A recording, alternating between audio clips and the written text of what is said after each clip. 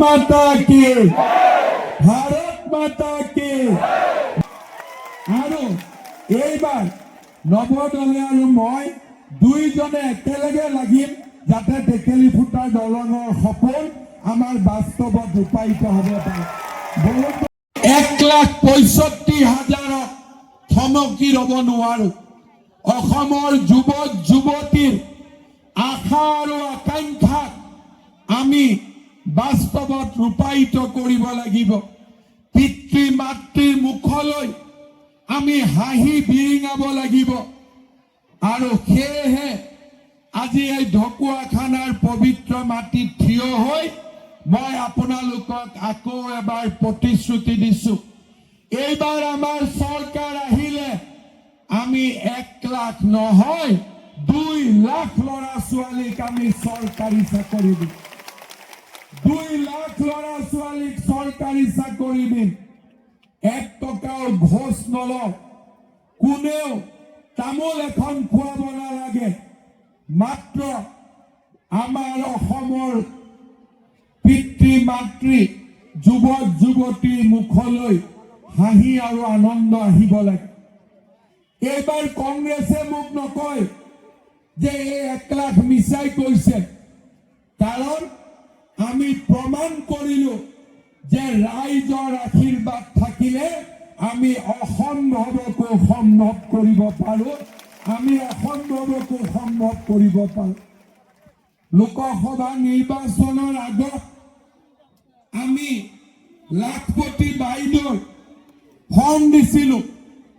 বিৰোধীয়ে কি কৈছিল যে হিমন্ত বিশ্ব শৰ্মাই মহিলাসকলক ঠগাব।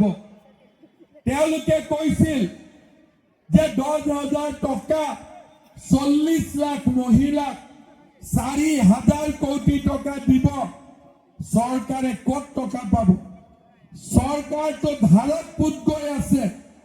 আপোনালোকক ক'ৰ পৰা 10,000 টকা দিব?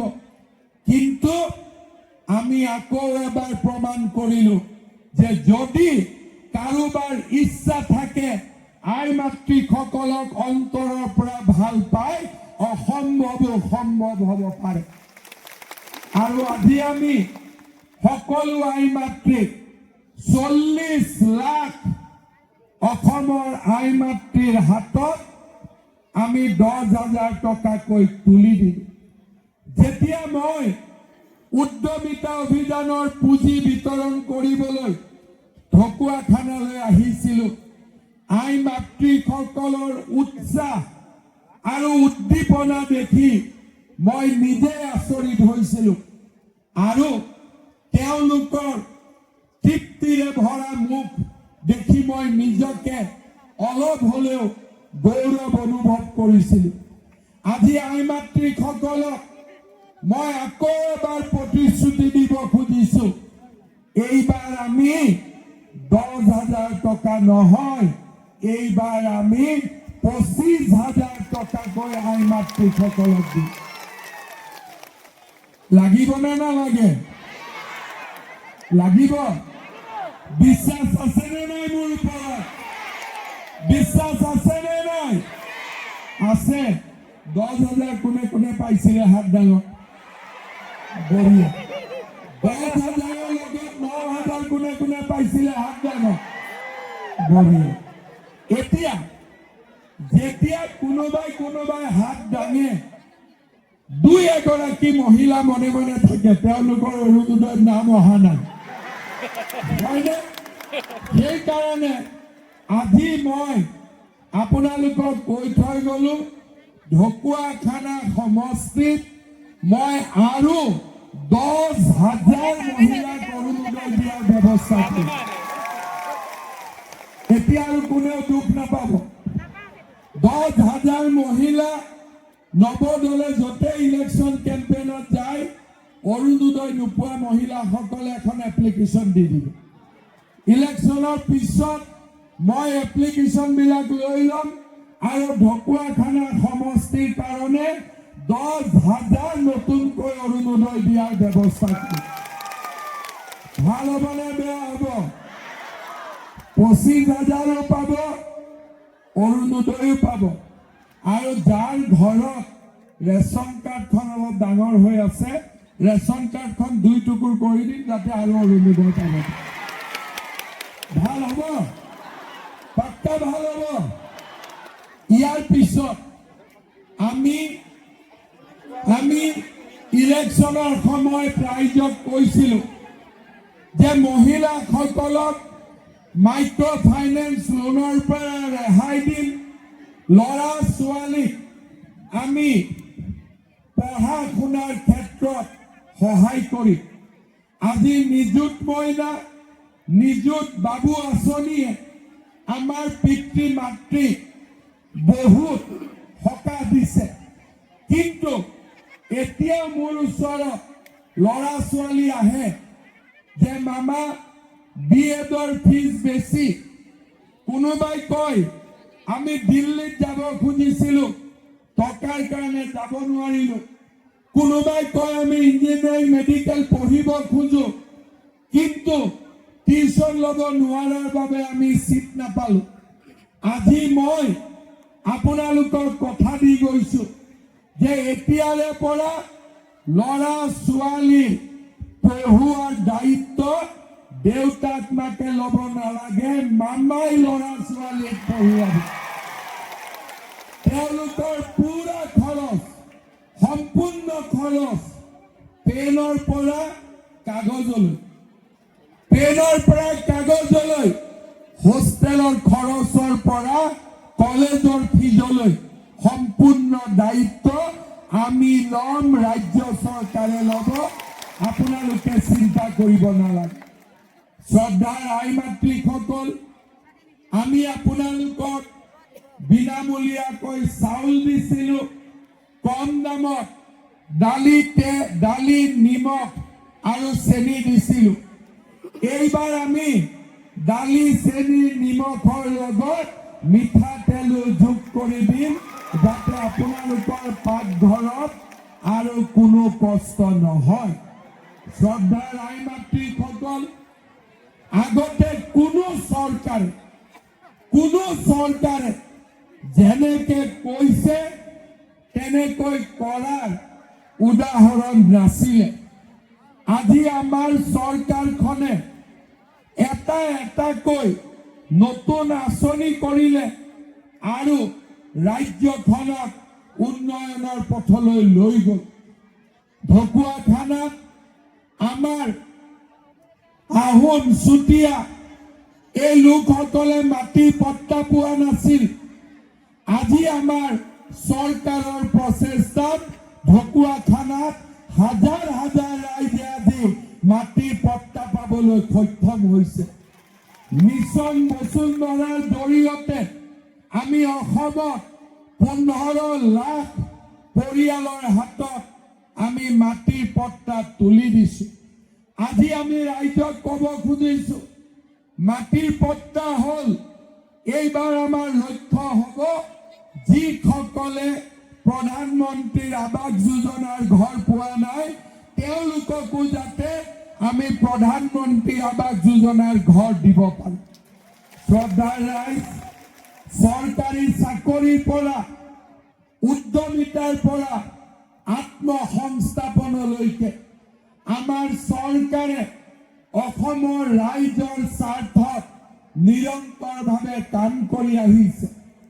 যোৱা বছৰটোত আমি 1 লাখ ল'ৰা ছোৱালীক 2 লাখ টকাকৈ আমি সহায় কৰিছিলোঁ ব্যৱসায় বাণিজ্য কৰাৰ বাবে। ঢকুৱাখানা সমষ্টিৰ প্ৰায় 1000 ল'ৰা ছোৱালীয়ে চৰকাৰৰ পৰা 2 লাখকৈ টকা লাভ কৰিছিলে। আশীৰ্বাদ যাত্ৰাত মোক বহুত ল'ৰা ছোৱালীয়ে দেখুৱাইছিলে যে মামা আপোনাৰ টকা দি আমি এই দোকানখন কৰিছোঁ।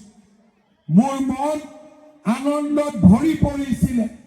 এইবাৰ আমি আপোনালোকক ক'ব খুজিছোঁ, এইবাৰ 1 লাখত নহয় 10 লাখ ল'ৰা ছোৱালীক আমি 2 লাখ টকাকৈ দিম নিজৰ ব্যৱসায় বাণিজ্য স্থাপন কৰিবৰ বাবে। আৰু যোৱাবাৰ আমি ঢকুৱাখানাত 1000 ল'ৰা ছোৱালীক আমি 2 লাখকৈ টকা দিছিলোঁ। এইবাৰ আমি ঢকুৱাখানা সমষ্টিত 10,000 ল'ৰা ছোৱালীক আমি 2 লাখকৈ টকা দিয়াৰ ব্যৱস্থা কৰিম। 10,000 ল'ৰা ছোৱালীক। শ্ৰদ্ধাৰ ৰাইজ, ৰাজ্যখনৰ চাৰিওফালে আজি আমি এটা নতুন পৰিচয় গঢ়ি তুলিলোঁ। অটল, অবিচল, অগ্ৰগামী অসম। আমি ৰাজ্যখনত খিলঞ্জীয়া লোকৰ কাৰণে আমি পৰিশ্ৰম কৰিলোঁ আৰু যিসকলে বাংলাদেশৰ পৰা আহি অসমৰ মাটি, অসমৰ ভেটি দখল কৰি লৈছিলে তেওঁলোকৰ আমি হাত আৰু ভৰিবোৰ ভাঙি পেলালোঁ। এইবাৰ আমি অসমৰ ৰাইজক প্ৰতিশ্ৰুতি দিছোঁ, এইবাৰ বিজেপি চৰকাৰ অহাৰ পিছত বাংলাদেশী মিয়াক আমি অকল হাত আৰু ভৰি ৰাজনৈতিকভাৱে ভাঙি বহি নাথাকো। এইবাৰ তেওঁলোকৰ আমি মেৰুদণ্ডও ভাঙি দিম, যাতে অসমীয়া মানুহৰ ওপৰত তেওঁলোকে কেতিয়াও আৰু ৰঙা চকু দেখুৱাব নোৱাৰে। যোৱা 5 বছৰত বাংলাদেশী মিয়াৰ হাতৰ পৰা আমি 1.5 লাখ বিঘা মাটি আমি উদ্ধাৰ কৰিছিলোঁ। এইবাৰ আমাৰ টাৰ্গেট হৈছে 1.5 লাখ নহয়, বাংলাদেশী মিয়াক 5 লাখ বিঘা মাটিৰ পৰা এভিকশ্যন কৰা। কাৰণ আমাৰ মাটি, আমাৰ অধিকাৰ, আমাৰ জাতি, আমাৰ স্বাভিমান আৰু আমি তেনে এক শক্তিশালী অসমীয়া জাতি আমি নিৰ্মাণ কৰিব খুজিছোঁ। শ্ৰদ্ধাৰ ৰাইজ, যোৱা 5টা বছৰত আপোনালোকে দেখিছে ঢকুৱাখানা সমষ্টিত মাজুলীলৈ বগীবিলৰ পৰা মথাউৰি শক্তিশালী কৰা হ'ল। এতিয়া সেই পথটো আমি ৰাজ্যিক হাইৱে মৰ্যাদা প্ৰদান কৰিব খুজিছোঁ, যাতে মাজুলীৰ পৰা ডিব্ৰুগড়লৈ আমি নিৰন্তৰ অহা যোৱা কৰিব পাৰোঁ। ঢকুৱাখানাত 200 বেডেড চিভিল হস্পিটেল বনাবৰ কাৰণে ইতিমধ্যে আমি পুঁজি মঞ্জুৰি কৰিছোঁ। 2 বছৰৰ ভিতৰত চিভিল হস্পিটেল নিৰ্মাণৰ কাম সম্পূৰ্ণ হ'ব। ফাট বিহু, বাসুদেৱ থান আদি আধ্যাত্মিক ক্ষেত্ৰ সংযোগী কৰা আৰু অসম মালাৰে আজি আমি মাজুলীৰ পৰা ঢকুৱাখানাক সংযোজিত কৰিবলৈ আমি সক্ষম হৈছোঁ। আজি আমি ঢকুৱাখানাক 6খন জিলাৰ এক কেন্দ্ৰবিন্দু হিচাপে নিৰ্মাণ কৰি তুলিছোঁ। ঢকুৱাখানাৰ গৰাখহনীয়া সংৰক্ষণৰ বাবে 150 কোটি টকাৰ আঁচনি আজি কাম আৰম্ভ হৈছে। ঢকুৱাখানাৰ বিদ্যালয়সমূহৰ উন্নতিৰ বাবে 6খন বিদ্যালয়লৈ 7 কোটিকৈ টকা দিয়া হৈছে। 90টা আদৰ্শ অংগনবাড়ী কেন্দ্ৰ গঢ়ি তোলা হৈছে। অসম দৰ্শনৰ জৰিয়তে 500টাতকৈও অধিক নামঘৰ, মন্দিৰ, উপাসনাস্থলী আমি ঢকুৱাখানাত নিৰ্মাণ কৰিছোঁ। শ্ৰদ্ধাৰ ৰাইজ, এই যি কৰ্মযজ্ঞ, এই কৰ্মযজ্ঞ অনাগত দিনতো নিৰন্তৰভাৱে আমি চলাই ৰাখিব বিচাৰিছোঁ। আজি আমি সকলোৱে জানো যে ঢকুৱাখানা এটা মাত্ৰ বিধানসভা সমষ্টি নহয়, এই সমষ্টিটো হৈছে ভৱিষ্যতৰ এক সম্ভাৱনাৰ থলী। ঢকুৱাখানাত পৰিশ্ৰম কৰা জনসংখ্যা আছে, মাটি আছে, পানী আছে আৰু এই ঢকুৱাখানাত যদি আমি উন্নত পৰিকল্পনা কৰিব পাৰোঁ, আধুনিক কৃষি পদ্ধতিৰে ইয়াত যদি আমি কাম কৰিব পাৰোঁ, কোল্ড ষ্টৰেজ গুদাম গঢ়ি তুলিব পাৰোঁ, মীন উৎপাদনৰ ব্যৱস্থা কৰিব পাৰোঁ, এই ঢকুৱাখানা এক শস্য শ্যামলা ভূমিলৈ ৰূপান্তৰ হ'ব। পাট, মুগা, হেণ্ডলুমৰ উন্নয়ন সকলো দিশতে আমি কাম কৰি ঢকুৱাখানাক আমি আগবঢ়াই লৈ যাব পাৰোঁ। মই আপোনালোকক প্ৰতিশ্ৰুতি দিছো যে উন্নত আঁচনিৰ জৰিয়তে ঢকুৱাখানাৰ কৃষি, ঢকুৱাখানাৰ মীন উদ্যোগ আৰু ঢকুৱাখানাৰ মুগা শিল্পত আমি বিশ্বমানলৈ আগুৱাই লৈ যাম। ঢকুৱাখানাক আমি এটা নিজৰ পৰিচয় দিম। শ্ৰদ্ধাৰ ৰাইজ, আমাৰ দীৰ্ঘম্যাদী ব্যৱস্থা যে ঢকুৱাখানাত বান নিয়ন্ত্ৰণৰ আৰু সফল ব্যৱস্থা হ'ব লাগে। চিচি টেকেলি ফুটা ৰাস্তা আমি ৰাজ্যিক পথলৈ উন্নত কৰিব লাগে আৰু ঢকুৱাখানাত আমি নতুন নতুন শিক্ষানুষ্ঠান আনি ঢকুৱাখানাৰ শৈক্ষিক এক পটভূমি আমি নিৰ্মাণ কৰিব লাগে।